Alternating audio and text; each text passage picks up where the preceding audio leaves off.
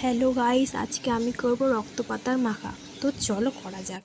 So guys, রক্তপাতা মাখা করার আগে রক্তপাতাটাকে ধুয়ে নেব, একটা বাটির মধ্যে নিয়ে নেব। সো একটু জল নিয়ে নিলাম, নিয়ে এবার আমি ভালো করে থেতো করে নিচ্ছি, কারণ রসটা ভালো করে বের করে নিতে হবে। সো এই দেখো, আমি রসটা বের করে নিচ্ছি। সো থেতো করে নিচ্ছি, দেখতেই পাচ্ছ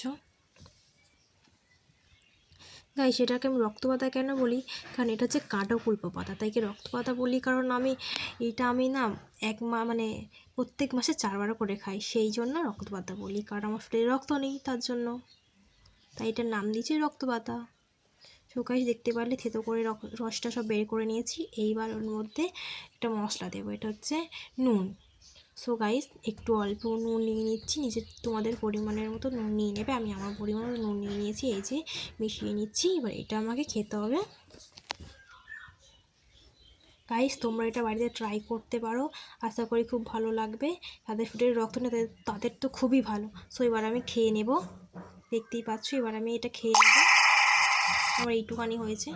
সো এটা আমি এবার খেয়ে নিলাম। খুব সুন্দর হয়েছে গাইস, সবাই বাড়িতে ট্রাই করো। বাই।